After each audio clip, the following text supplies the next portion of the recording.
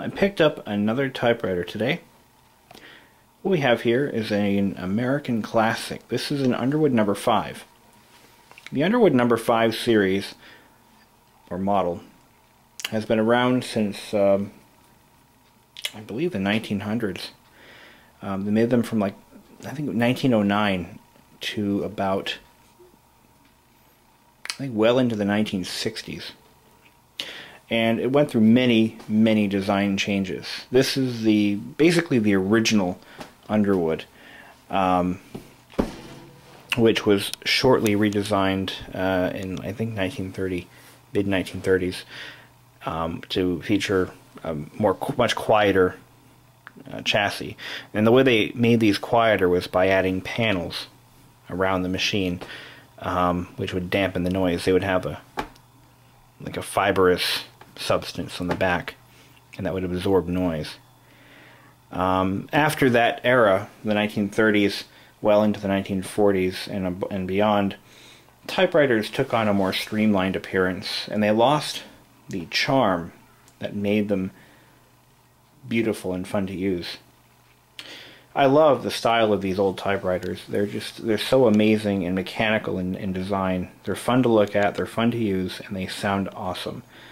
I mean, just looking at this machine makes me wish I was born, 80 years ago, so I could appreciate these when they were still in use. But I think, as someone born in the 1980s, I can appreciate it even more. So I guess it's not that much of a loss. This typewriter I acquired from a friend, a good friend of over 23 years. This was owned by his stepfather, whom his mother married when she was in her 70s. And he bought this, allegedly he bought this brand new. And he would have been, I think he was born in around 1922-23. So I highly doubt that statement. I don't think he bought this new at all. I believe this was probably in his family, or he bought it used. But nevertheless, it was owned by the same guy from the 1930s up until he passed away in the probably 7 years ago. 7 years ago, I think he passed away. And this was in his estate, and it was left to my friend, who had it sitting in his dryer when I visited him today to see how he was doing. I haven't seen him in a while. He's pushing 60 now, so he's getting up there in age, and I went over there just to see how he's doing, and I saw this thing sitting in his dryer, covered in lint. I mean, it was just covered. He has one of those, and I think they're illegal now, but indoor dryer vents, which recovers the heat from the dryer by exhausting it into the house. They're a bad idea from every angle, and this was unfortunately sitting on top of said dryer, which is in his kitchen. And I'm like, John, you're going to sell me this typewriter. How much do you want for it? And he didn't want to sell it at first. He said, no, I don't want to sell it. Sentimental value. And I'm like, oh, come on. Sentimental value has a price. How much do you want? And he wouldn't give me a price. So I made him an offer that was reasonable, comparing it to other typewriters of this vintage and this lack of rarity. And we came upon an agreed price, which I haven't paid him yet because I didn't have the cash on me, but he'll get a nice wad of cash by probably by next week when I see him next. So this Underwood typewriter, it just is so beautiful, and I couldn't let it go to waste. It was sitting in a place where it wouldn't last much longer because the humidity coming from the dryer would have caused rust and additional patina that it doesn't deserve. Now let's take a look at the Underwood No. 5 and how it works and why it differs from my 1937 SmithCorona. So I don't have the SmithCorona sitting right here to show you. It's heavy and I don't feel like lugging it down the stairs. So we're just going to go over it kind of, you know, whatever. Anyway, the basic design of the typewriter is very similar to the SmithCorona. One of the most striking features that I noticed was that the Underwood uses a shifting platen instead of a shifting basket. Now in a shifting basket typewriter, which is more common, the basket raises and lowers depending on the case of the character you're typing. So when you press the shift key, the basket raises up. And demonstrating this to you is my lovely SmithCorona. Here is the floating shift that has a basket that lowers when depressed. This is beautiful too, but in its own way. We're not talking about the old SmithCorona today. We're going to go back to the Underwood. The next most striking feature, or the next best feature that I found to be different on the SmithCorona is the return lever, which is long, kind of clunky, but it works. And it's not very precise. Well, mainly because the machine's completely worn out. But so there's that. You, stop with your hands up. The Underwood, instead, uses a much shorter lever, which is designed to be operated with your pointer finger or middle finger, depending on who's sitting next to you. And notice that really hard mechanical sound it makes. Isn't that beautiful or what? I love it. So next we'll take a look at the mechanism used to advance the paper 1, 2, or 3 lines. On the SmithCorona, it's done by a tiny little knob located on the ratcheting assembly, which is mounted on the return lever. I think it has more visual appeal than what the Underwood is doing, but we have a lever that's mounted right here. We have 1, 2, or 3 lines, and when you press or move the carriage over with your finger, 1, 2, 3 lines. Works the same way, but the mechanism is a little bit different. The ratcheting assembly is hidden by this metal plate. At the time, that was probably what made the most sense visually. The other thing is, on the SmithCorona, the tabulator key, which is right here, which is now known as tab, but tabulator is what it used to be called, you can actually clear or set your tab stops from the keyboard. And there was also a clear all function, which was a lever that was located in the back that you would pull towards you, or I think it was press it backwards, and it would reset all the tab stops. The Underwood does things a little bit differently. The tab stops are done completely manually, and you only have 1, 2, 3, 4 of them to choose from. The SmithCorona has almost an infinite number of tab stops that can be moved or set. So I'm going to now demonstrate setting the tabs on the Underwood, and then we're going to take a look at the SmithCorona and see how it differs and see which one works better. So I'm going to set my first tab stop here at 10 inches. Actually, 1, 2, 3, 4, 5. Okay, I see how they did that. So we're going to set it 5 spaces in. I think it's done from this direction, though. I'm a little confused as to how this works. I've only played with it just a little bit.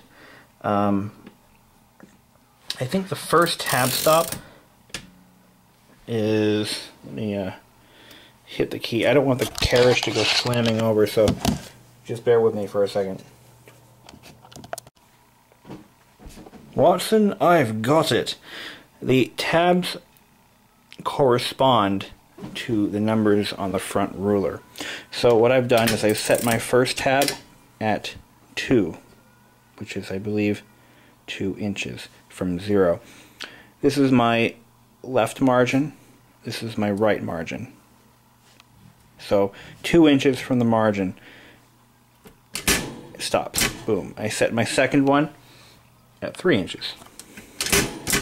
4 inches, and the next one is set to 6 inches. No, the last one is set at 6 inches, so now it's going to actually crash. Don't want to do that. Mash up the teeth and it's bad. Don't do that. So we've covered the tab stops. Now, I'm going to show you once again on the SmithCorona how the tab stops work and why it's a little bit of a better system. Good old super speed. Okay, on the SmithCorona Super Speed, these are your tab stops. Each one of these levers represents one character space. Pretty cool. And if I want to set a tab stop, say from my left margin, all I have to do, say 5 spaces in, I would just hit the tab set key, and it would knock that 5th space tab stop in. 5 more spaces. Boom. Just like that. They're a little stiff because they haven't been used in so long. But you get the idea. Okay, so now when I tab over, I use my Tabulator key. It's that simple. If I want to clear that tab, all I have to do is when it stops, I'm at that particular tab stop and I just hit tab clear and it knocks that one forward. If I space one more in, nothing happens. There's no tab to clear. Or I can set the tab or clear the tab. If I want to clear them all at once, let's say I'm starting a whole new document, all I have to do is hit the clear all button, but there isn't one. It takes the form of the clear all lever right here. Bam. And that is how SmithCorona does tabs on the Super Speed typewriter. The next feature I want to show you is the ribbon advance. On the SmithCorona, there is no manual ribbon advance. You wouldn't really need one, would you, I guess? But if you were to move the carriage back and forth manually by disengaging the ratchet, you can see the ribbon is moving on its own. It actually moves as you type. So it doesn't move it doesn't waste ribbon when you're returning the carriage. To reverse the direction, because let's say I'm at the end of the spool and I think I'm getting pretty close to it, all I have to do is flick this little button here and it reverses the direction. Couldn't be simpler. But if I wanted to skip through a whole section of ribbon, I can't do that unless I keep moving the carriage back and forth. There is no way to do such a thing. Or I could possibly take the ribbons off, but who wants to do that? This is where the Underwood shines. Not only does it have a more functional system, but it also has a more visually appealing or beautiful system. The ribbon is mounted in a little less accessible location. By the way, this is not the original ribbon. This is a plastic spool. This is not even right for this machine. I've got to find one. This machine uses a really cool wheel here with a beautiful machined brass knob that rotates. I love it. All I have to do, oh, you already saw that, so anyway, rotate the wheel and I can manually advance the ribbon at my every whim. If I want to change the direction, go like that, turn it in the same direction. It's like shifting the gears in a car. It's great. I love it. That's the best feature of this typewriter. And it just looks cool, you know, from the side. It's like, it's just awesome. It's a beautiful machine. So we've covered the ribbon advance and reverse. We've covered the tabulation. We've covered the margin set. I think I did. Take a look at this. This is a little paper stay that they put in place to prevent the paper from folding forward on you if the wind blows behind you or whatever. Like, say you're working by an open window. I mean, how ingenious is that? And I believe I covered the shift mechanism. Every time I look at this typewriter, I find another feature or button or lever. Oh, here's another one. On the SmithCorona, that's how they say it.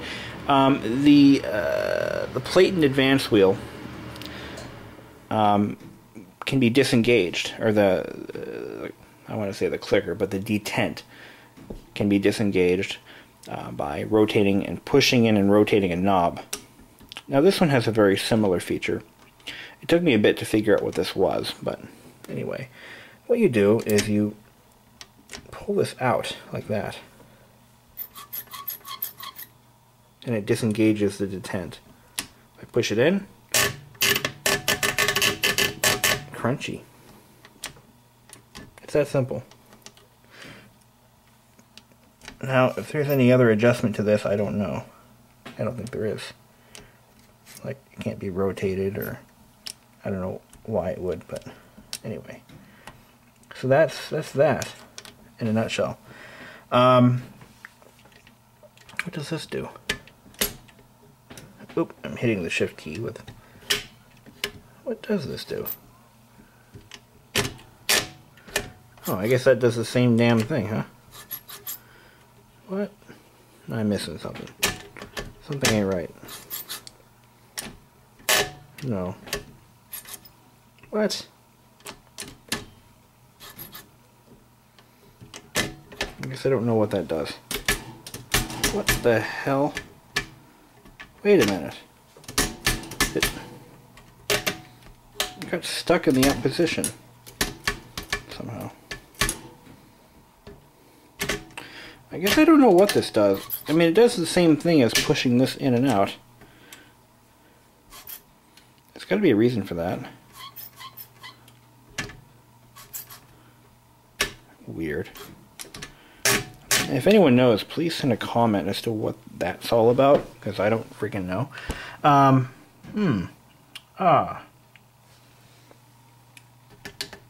Take a look at the serial number. I was able to determine the date of production roughly by the serial number, 3,802,443. I think I had already mentioned this, but in case I hadn't, that indicates it was manufactured in sometime in 1930. I believe how they figure that out is they're looking at some of the typewriters that still have the original sales slips with them will usually have a serial number on the sales slip, and they're going by the date of sale on that sales slip to come up with the age of the typewriter. So if you're wondering how that is figured out, I believe that's how it's done. That's what I get out of it anyway. So a lot of things I still don't know. Here's another one. Okay, the SmithCorona has the same system, but you have your red overstrike, or I'm sorry, carbon copy, or multi-part form, which basically strikes it without any ribbon at all, and then you've got your black. Now, the unit isn't smart enough to prevent the ribbon from rolling when it's in the multi-part form mode, but you know, anywho. I love the design of this typewriter. These knobs are nicely machined. Squeeze this together to move the margin stop. I mean, how sweet is that? No machine made today or from here on out will ever have the level of detail and intricacy as these vintage typewriters. I say anything made before the 1940s. After that, they started to lose their soul. They were more mass produced than anything else. I would like to figure out a good way to clean this without ruining the paint or the decals. That would be something. Here's the reverse of the back of the unit. No panels, nothing to cover it up or anything like that, and that's just so beautiful.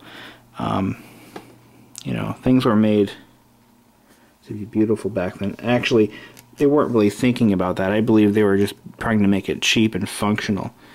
Here is the original owner's name, which was put on with a Dymo label maker. Oh, it comes right off. Now, he's probably going to haunt me in my dreams tonight for doing that, and I feel bad doing it, but yeah, I actually did feel bad taking that off. But, you know what? I don't know. Maybe I should put it back on. Who knows? But I want to clean it first. Oh, I'm gonna save that just for the respect of the original owner who fought in at least one world war, maybe two. Well, I think he might have been in Vietnam or Korea too as well.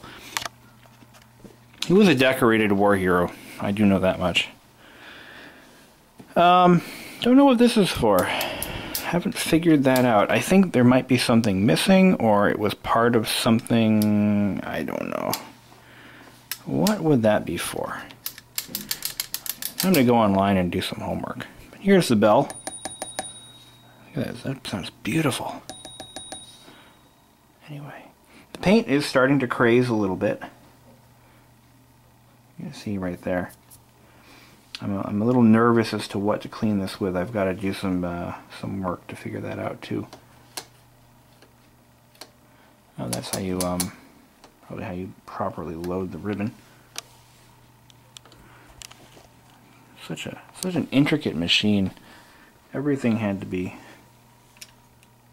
done just so back in those days. Don't quite know what that's for yet. I will figure it out. Look at the way they put this together. This bar stock. This is where they where the lathe mill was, I believe. Yeah, that's where it affixed to the lathe, and it was machined that way. Nothing to protect the end of it. Just raw machinery, beautifulness. I'm going to clean it up. That's really all I'm going to do is clean it up a little bit. Try to get the rest of the dryer lint off of it. I'm really upset that it got this far, but I saved it. I had to. I had no choice. You can see how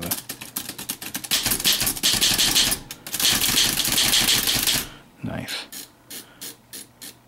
Oh, this is the ribbon advance. Okay. Wow, look at that.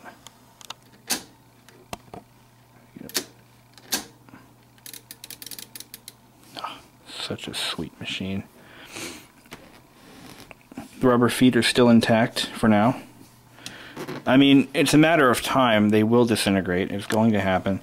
One thing that really surprised me is the celluloid keycaps are in beautiful condition. That's rare. That's very rare, in fact.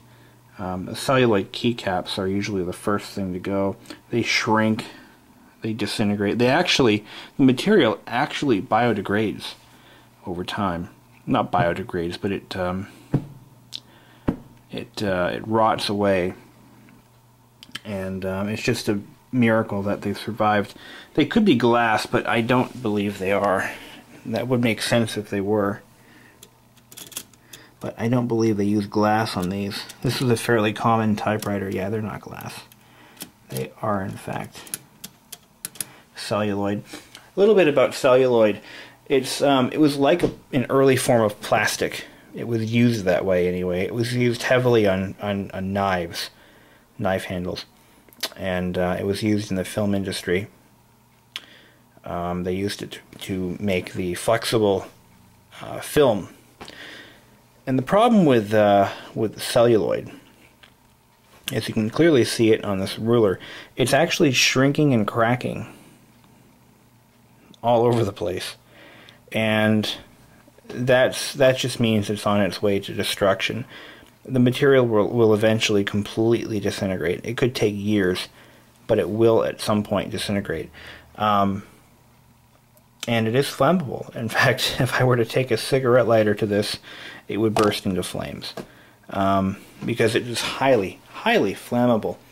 I believe it was Inglorious Bastards, that movie, where they had used celluloid films to burn a movie theater to the ground while Adolf Hitler was in there watching a movie. That was a great movie, by the way. And they actually torched the theater by burning the celluloid films behind the screen. That was such a great scene. I loved it.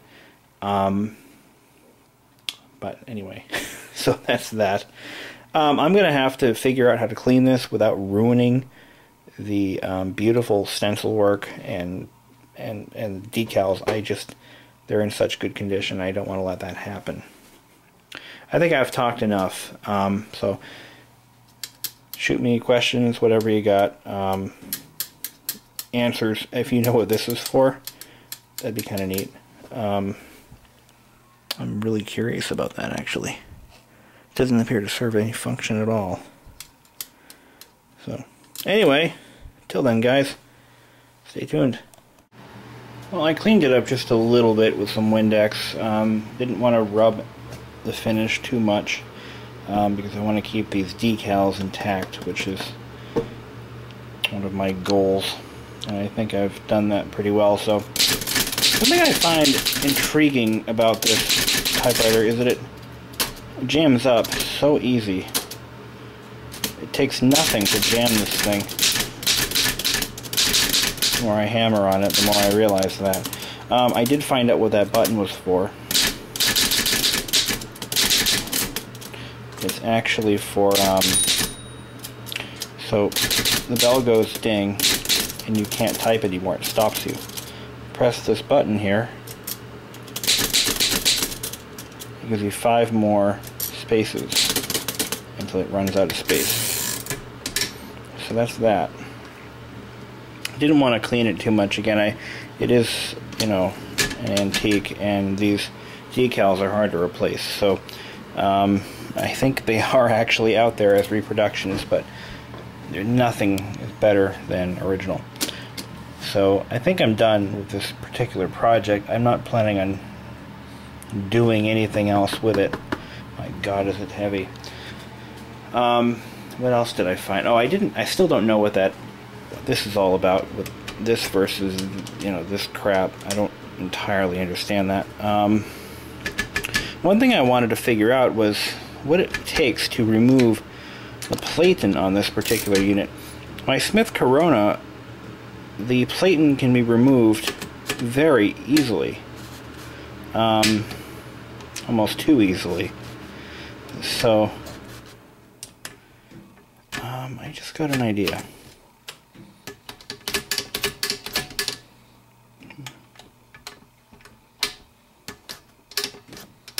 Okay.